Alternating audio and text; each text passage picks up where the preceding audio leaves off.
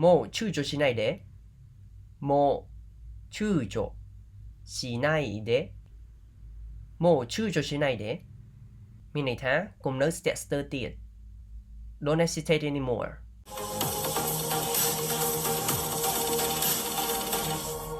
皆さんこんにちはសួស្តីអ្នកទាំងអស់គ្នាថ្ងៃនេះពួកយើងទៅសិក្សាអំពីឃ្លាភាសាជប៉ុនខ្លីៗចំនួន10បន្ថែមទៀតទាំងអស់គ្នាបើអ្នកទាំងអស់គ្នាចូលចិត្តវីដេអូនេះសូមកុំភ្លេចជួយចុច like និង subscribe ជាមួយខ្ញុំផងでは早速やっていきましょうកុំឲ្យខាតពេលយើងចាប់ដើមទាំងអស់គ្នាឃ្លាទី1របស់យើងថ្ងៃនេះគឺ電話がつながらない電話がつながらない電話がつながらないមានន័យថាទូរស័ព្ទមិនចូលសោះ I can't get through ចំពាក្យថា電話មានន័យថាទូរស័ព្ទつながらないつながらないទាំងអស់នេះគឺយើងបានបំបែកទៅជាទម្រង់ណៃរួចហើយអញ្ចឹងទម្រង់ណៃគឺមានន័យថាមិនឬក៏អត់កន្លែងនេះពាក្យដើមរបស់យើងគឺつながるつながるគឺជាកិរិយាសព្ទដើមមានន័យថាតភ្ជាប់ប៉ុន្តែក្នុងភាសាជប៉ុននៅពេលដែលយើងនិយាយថាទូរស័ព្ទអត់ចូលគឺគេប្រើពាក្យតភ្ជាប់មានន័យថាអត់អាចភ្ជាប់តំណែងបានអត់អាចភ្ជាប់ទូរស័ព្ទបានណាអញ្ចឹងមានន័យថាទេអត់ចូលអញ្ចឹងដល់ពេលយើងបំបែកទៅជាទម្រង់ណៃទៅជាつながらないつながらないមានន័យថាមិនអាចតភ្ជាប់មិនអាចតភ្ជាប់ទូរស័ព្ទបើយើងបកឲ្យពេញតាមអក្សរមានន័យថាមិនអាចទេចូលនឹងឯងនេះឬក៏មិនអាចខចូលនឹងឯងឥឡូវត្រៀមទាំងអស់គ្នា電話がつながらない電話がつながらない電話がつながらないមានន័យថាទូរស័ព្ទមិនចូលសោះឬក៏ទេអត់ចូលសោះឃ្លាបន្ទាប់គឺ何がおすすめですか何がおすすめですか何がおすすめですかមានន័យថាតើអ្នកមានអ្វីណែនាំទេ What you recommend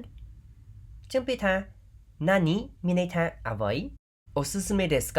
おすすめですかគឺមានន័យថាណែនាំយើងសួរទៅកាន់គេថាតើណែនាំអ្វីនឹងឯងនេះអញ្ចឹងកន្លែងនេះ何がおすすめですかមានន័យថាតើមានអ្វីណែនាំអត់អញ្ចឹងយើងប្រើឃ្លាមួយនេះនៅពេលដែលយើងទៅកន្លែងណាមួយដើម្បីរកទិញអ្វីមួយហើយយើងចង់ឲ្យអ្នកលក់នឹងណែនាំមកយើងថាតើមួយណាល្អអីចឹងទៅអញ្ចឹងបើករណីយើងទៅភោជនីយដ្ឋានបើយើងនិយាយថា何がおすすめですか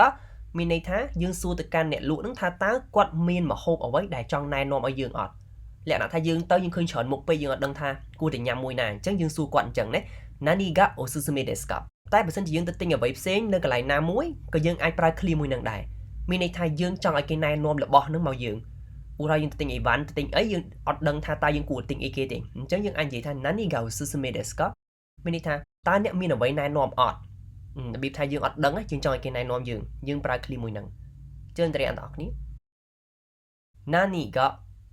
おすすめですか何がおすすめですか何がおすすめですかមានន័យថាតើអ្នកមានអ្វីណែនាំទេឥឡូវទៅមើលឃ្លាបន្តいつもそうだいつもそうだいつもそうだមានន័យថាតែងតែអញ្ចឹង That's always the case អញ្ចឹងពាក្យថាいつもមានន័យថាតែងតែ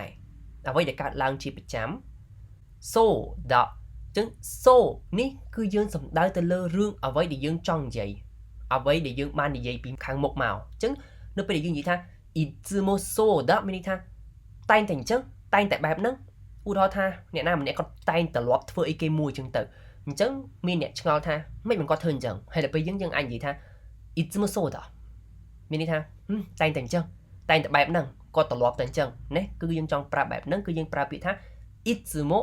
そうだព្រោះពាក្យいつもមានន័យថាតែងតែដល់ពេលសូកន្លែងនេះគឺមានន័យថាបែបហ្នឹងយើងចង់និយាយបែបហ្នឹងគឺអញ្ចឹងនឹងឯងនេះអញ្ចឹងいつもそうだមានន័យថាតែងតែអញ្ចឹងតែងតែបែបហ្នឹងឥឡូវត្រៀមទាំងអស់គ្នាいつもそうだいつもそうだいつもそうだមានន័យថាតែងតែអញ្ចឹងឬក៏តែងតែបែបហ្នឹងឃ្លាបន្ទាប់គឺあなたの住所は何ですかあなたの住所は何ですかあなたの住所は何ですかមានន័យថាតើអាសយដ្ឋានរបស់អ្នកគឺអ្វី What's your address អញ្ចឹងពាក្យថាអាណាតមានន័យថាអ្នកគ្រាន់តែពាក្យអាណាតនេះវាអត់សូវគួរសមទេបើសិនបើយើងស្គាល់ឈ្មោះនរណាម្នាក់យើងគួរតែប្រើឈ្មោះរបស់គេនឹងហើយបូកជាមួយនឹងពាក្យថាសាន់ព្រោះវាគួរសមជាងពាក្យអាណាត住所មានន័យថាអាសយដ្ឋានកន្លែងដែលយើងរស់នៅនឹងអញ្ចឹងណូកន្លែងនេះមានន័យថារបស់ដល់ពេលយើងនិយាយថាអាណាតាណូមានន័យថារបស់នរណាម្នាក់ណាអញ្ចឹងរបស់ណាគេរបស់អ្នកនឹងឯងនេះ住所មានន័យថាអាសយដ្ឋានអញ្ចឹងអាសយដ្ឋានរបស់អ្នកបើយើងស្គាល់ឈ្មោះយើងដាក់ឈ្មោះខាងមុខនេះមកអញ្ចឹងទៅជាអាសយដ្ឋានរបស់ឈ្មោះម្នាក់ហ្នឹងវ៉ាគឺជាបបអាសប្រធានなんですかなんですかគឺជាសំណួរយើងចោទសួរនរណាម្នាក់នេះមានន័យថាតើអ្វីអញ្ចឹងដល់ពេលយើងនិយាយថាあなたの住所は何ですかមានន័យថាអាសយដ្ឋានរបស់អ្នកតើជាអ្វីនេះបើយើងបកទៅតាមភាសាជប៉ុនឥឡូវយើងត្រូវទាំងអស់គ្នាあなたの住所は何ですか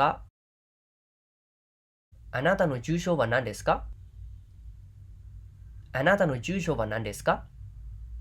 មានន័យថាតើអាសយដ្ឋានរបស់អ្នកគឺអ្វីឃ្លាបន្ទាប់គឺ転ばぬ先の杖転ばぬ先の杖転ばぬ先の杖មានន័យថាការពារប្រសើរជាងព្យាបាល Better safe than sorry ចឹងពាក្យថា転ばぬ先の杖គឺជាសុភាសិតមួយរបស់ជប៉ុនដូចខ្មែរយើងដែរនេះយើងនិយាយថាការពារប្រសើរជាងព្យាបាលមានន័យថាយើងធ្វើរឿងអីគេមួយយើងបង្ការមុនណាកុំឲ្យរឿងនឹងកើតឡើងតែកើតឡើងហើយយើងពិបាកនឹងដោះស្រាយឯងអញ្ចឹងយើងសុខចិត្តបង្ការកុំឲ្យកើតឡើងមុនណាអញ្ចឹងកន្លែងនេះភាសាជប៉ុនគឺគេប្រើពាក្យថា転ばぬ先の杖អញ្ចឹងឥឡូវយើងទៅមើលពីអត្ថន័យនីមួយៗណាអញ្ចឹងយើងឃើញពាក្យថា転ばぬនេះគឺមានន័យថាកុំឲ្យដួលអញ្ចឹងពាក្យដើមរបស់យើងគឺ転ぶですね転ぶមានន័យថាដួលដូចយើងដើរយើងដួលអានឹងគេហៅថា転ぶអញ្ចឹង転ぶយើងកន្លែងនេះយើងបំបែកទីទម្រង់នឹនេះគឺមានន័យថាមិនឬក៏កុំដូចគ្នាដែរណាប៉ុន្តែជាទម្រង់ភាសាបុរាណមានន័យថាទម្រង់នឹនេះគឺឥឡូវនេះគេអត់សូវប្រើទេមានន័យថាគេអត់សូវប្រើក្នុងភាសាជប៉ុនទំនើបនឹងទេគឺសម័យមុនគេតែងប្រើពាក្យនឹហ្នឹងមានន័យថាវាស្មើនឹងពាក្យណៃនឹងឯងនេះគ្រាន់តែថាឥឡូវនេះទម្រង់នឹហ្នឹងគឺគេប្រើច្រើនជាមួយនឹងសុភាសិតឬក៏ជាមួយនឹងបែបឯកសារផ្លូវការឬក៏ពីដើមទើបគេប្រើទម្រង់នឹហ្នឹងអញ្ចឹងកន្លែងនេះ転ばぬមានន័យថាមិនដួលកុំឲ្យដួលគឺវាស្មើនឹងពាក្យថា転ばないណា転ばないមានន័យថាមិនដួលកុំឲ្យដួលអញ្ចឹង転ばないគឺយើងប្រើនៅបច្ចុប្បន្ន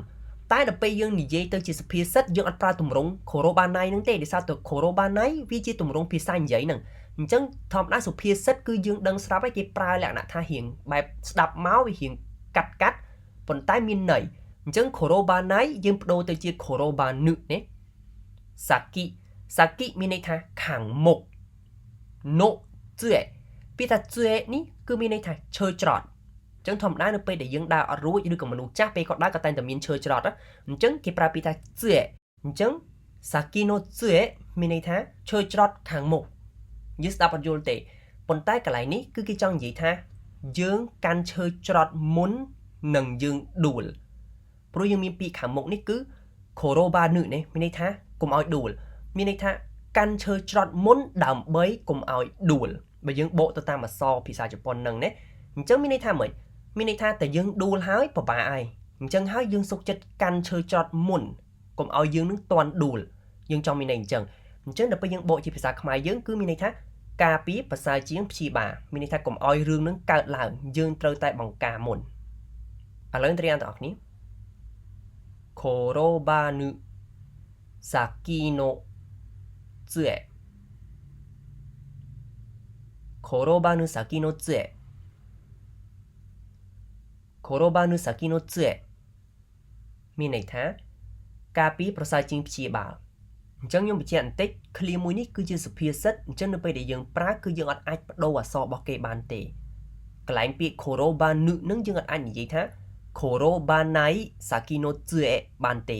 យើងត្រូវតែនិយាយថា korobanu តែយើងប្រើ korobanai saki no tsue គេស្ដាប់អត់យល់ទេមានន័យថាវាខុសទម្រង់ខុសពាក្យរបស់គេពីដើមមកព្រោះថាសុភាសិតគឺត្រូវតែនិយាយឲ្យដូចគ្នាអត់អាចផ្លាស់ប្ដូរពាក្យបានទេឥឡូវទៅមើលឃ្លាបន្ទាប់ゆっくり話していただけますかゆっくり話していただけますか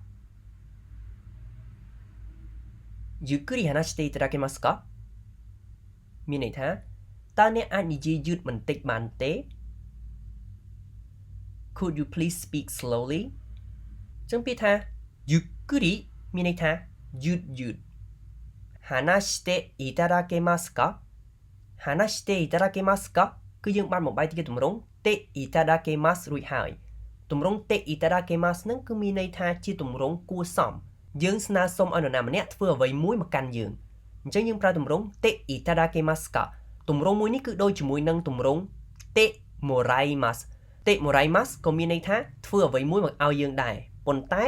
អត់សូវគួរសមដល់ていただけますទេអញ្ចឹងពាក្យដើមរបស់យើងគឺ hanasu មានន័យថានិយាយដល់ពេលយើងបំបែកជាទម្រង់てទៅជា hanashite ឥឡូវទៅអ្នកទាំងអស់គ្នាゆっくり話していただけますかゆっくり話していただけますかゆっくり話していただけますかមានន័យថាតើអ្នកអាចនិយាយយឺតបន្តិចបានទេឃ្លាបន្ទាប់គឺもう躊躇しないでもう躊躇しないでもう躊躇しないでមានន័យថាកុំនៅស្ទាក់ស្ទើរទៀត Don't hesitate anymore ចឹងពាក្យថាもមានន័យថាអ្វីមួយទៀត躊躇しないで躊躇しないでគឺយើងបានបំបែកទៅជាទម្រង់ないでរួចហើយないでនេះគឺកាត់មកពីពាក្យないでくださいមានន័យសូមកុំធ្វើអីគេមួយហ្នឹងឯងនេះអញ្ចឹងនៅពេលយើងកាត់ត្រឹមでមានន័យថាកុំយើងលុបពាក្យសូមចោលនេះមានន័យថាអត់គួរសមអញ្ចឹងないでនេះមានន័យថាកុំធ្វើអីគេមួយអញ្ចឹងពាក្យដើមរបស់យើងគឺ躊躇する躊躇するមានន័យថាស្ទាក់ស្ទើរមានន័យថាយើងដូចចង់ធ្វើបន្តិចអត់បន្តិចអញ្ចឹងយើងប្រើពាក្យថាឈឺចុកដល់ពេលយើងបំបែកជាទម្រង់ណៃដេយើងត្រូវបំបែកទៅជាឈឺចុកស៊ីណៃですねព្រោះឈឺចុកស៊ឺរឹទៅជាទម្រង់ណៃទៅជាឈឺចុកស៊ីណៃដល់ពេលយើងបូកជាមួយពាក្យម៉ូពីមុខនេះមានន័យថាកុំឲ្យអីគេមួយទៀតណាលក្ខណៈយើងនិយាយជាភាសាខ្មែរយើងមានន័យថាកុំស្ទាក់ស្ទើរទៀតអញ្ចឹងយើងប្រើម៉ូនឹងគឺយើងអាចបកថាទៀតណាឥឡូវទៅទាំងអស់គ្នាម៉ូ躊躇しないでもう躊躇しないでもう躊躇しないでមានន័យថាកុំនៅស្ទាក់ស្ទើរទៀតឃ្លាបន្ទាប់គឺ間違いをしないでください間違いをしないでください間違いをしないでくださいមានន័យថាសូមកុំធ្វើខុសឬក៏សូមកុំប្រព្រឹត្តកំហុស Don't make any mistakes ចឹងពាក្យថា間違いមានន័យថាខុសឬក៏កំហុសឆ្គងしないでくださいしないでくださいគឺយើងបានបំបែកជាទម្រង់ないでくださいរួចហើយទម្រង់ないでくださいមានន័យថាសូមកុំធ្វើអ្វីមួយអញ្ចឹង she នេះគឺបានមកពីពាក្យដើមគឺするដល់ពេលយើងបំបែកជាទម្រង់ណៃទៅជាしないឥឡូវទាំងអ្នកទាំងអស់គ្នា間違いを